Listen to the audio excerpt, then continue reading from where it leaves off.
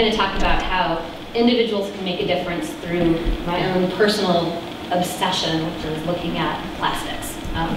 And I will tell you why I'm obsessed with plastics. It's because about 3 years ago, almost exactly, I took a trip with my good friend Liesl Clark, who's sort of my partner in plastic awareness, to Point No Point, because she called me and said, "You've got to come out to Point No Point tomorrow. You won't believe what we found." And I thought, all right, Liesl, it's a little excitable.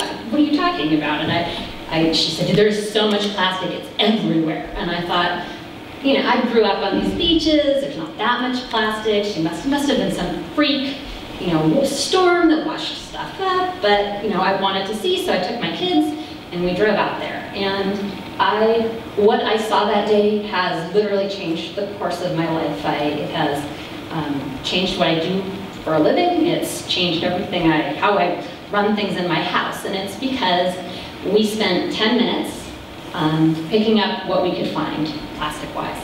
And then we laid it all out on the beach and we inventoried it. And there was plastic there there was everything from a car bumper to baby toys to caps from every bottle you can imagine, water bottles, spray paint, deli containers of salsa, cigarette lighters, coffee stirrers, straws.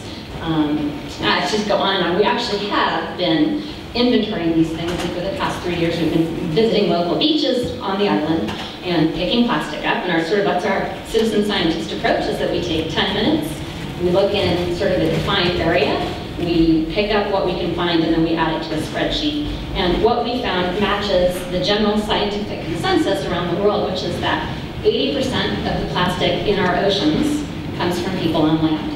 It doesn't come mostly from people on boats. It doesn't come from people on the shore. It doesn't come from people who are driving their garbage to the side of the ocean and dumping it in. It comes from all of us. And it is terrestrial plastic. When you find pieces of a car washing up on the beach, it didn't come from a boat. That's a land-based thing. So, and what I brought to show you, when people are walking to pass this around, this is a jar of plastic that I collected at Pleasant Beach, which is my local beach. It goes straight to their wash, but that's where they came from. And this is a jar of plastics that Liesl collected this past year. Just what's striking is that if you look closely, it is proof to me of how connected our watershed really is, wherever you live on it, to the sound. And I'll put these here in case I'm pass them around. So the work that we did on the beach, picking up these plastics and inventorying it, spurred us to create a 3-day educational program that we started offering in schools, where we spent 1 day talking about plastics and 1 day out on the beach picking things up, and then 1 day making art projects that we displayed locally to try to get people to think about plastics. And then that turned into trying to think about getting people to make less waste in the first place. So we started running waste audits in schools and in families' homes, and for businesses, really, anybody who will let us come in and look through their garbage. And talking about ways, sort of identifying the most common components in the trash, and then talking about alternatives to those things, how you can get away from them, where they can go instead of going into the landfill. And so in the process of all of this, one of the things that we run into all the time is that people talk about the gyres. Like, oh yes, I've heard about that. I've heard about the gyres. There's plastic floating out there in the ocean, and it's killing these albatross out on Midway, and that's other people's plastic. Well, it's not my stuff. And so what I really want to say today is we don't have a problem on the scale of the Great Pacific Gyre. We don't have this giant visible raft of plastic trash floating out in Eagle Harbor where we can all look at it. But if you go to any beach you choose and look carefully, especially up sort of the top of the intertidal zone, you will find plastic there. And it is our plastic. One of the advantages of living on an island is that we have this really finite boundary. We know where we live.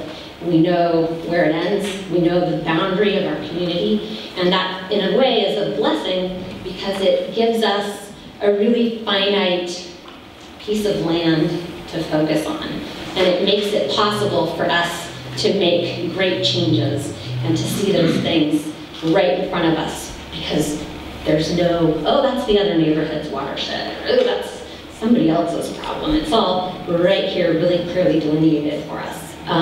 One of the things I've realized in my work is I started off being obsessed with these beach plastics, and then I started wondering where they came from. And the research into plastic is pretty nascent. There's scientists working on this, but they haven't had a chance to publish a lot of peer-reviewed studies. And there is a really cool team from MIT trying to track trash as it moves around the country, and they're putting little GPS transponders on things and tracking it. But I thought, well, what can I do here that won't cost me any money? I can't do that. So I started following garbage trucks around with my kids. We'd pile in the car, and we'd go out, because I was interested to know, how is it that that jar of hard plastics from my house can look so much like that jar of hard plastics from the beach? How does it get there? And I'm pretty sure I have figured out at least one of the pathways, and it's because our watershed is not only a great way of transmitting water and organic matter, but all the pollutants that we've been talking about today from one point down to the shore,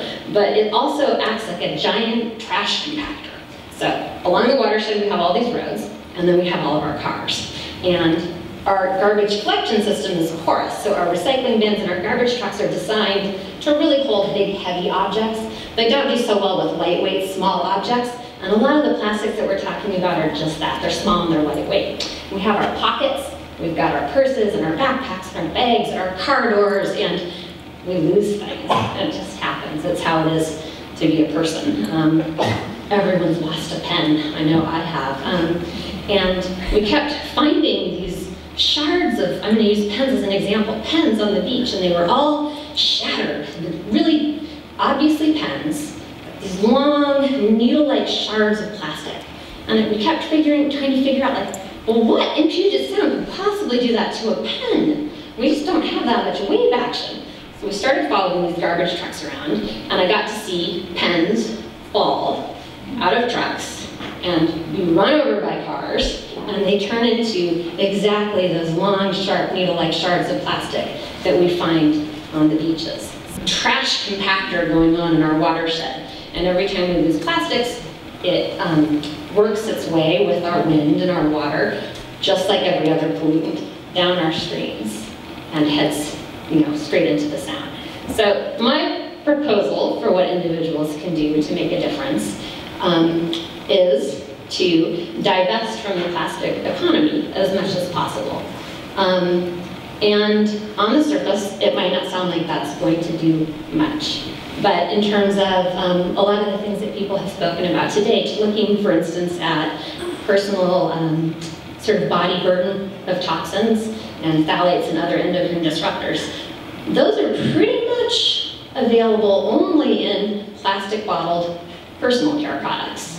If you go to old-fashioned bar soap and bar shampoo, and you make your own laundry detergent like your grandmother or your great-grandmother probably did by grating up a bar of coconut soap, putting in some borax from a paper box and some baking soda, and you mix it all together in a glass jar, you'll have very clean laundry, you'll have phosphate-free detergents, you'll have no body burden of phthalates or endocrine disruptors. So it's because of the role that plastic plays in our material economy. When you remove sort of single-use plastics, there's a researcher who calls them stupid plastics. When you take those out of your life, you cut out a lot of these other toxins. And we will also, if we can do this locally, we will reduce greatly the 80% of the trash that we're responsible for that heads straight down onto the shore. And I really think that we can do this and see a difference right there, and know that what we see is just emblematic of sort of the larger problem. If we're cutting out the hard plastics that are around these toxic body care products and that are around pesticides, if we stop buying these things, not only will we see less of that plastic, but the parts that are invisible to us will also reduce as well. So that's my proposal, and one of the things that one of the other things that I've done with this is that I've been working with 3 other islanders for the past year to create a web tool that is just about to be made public.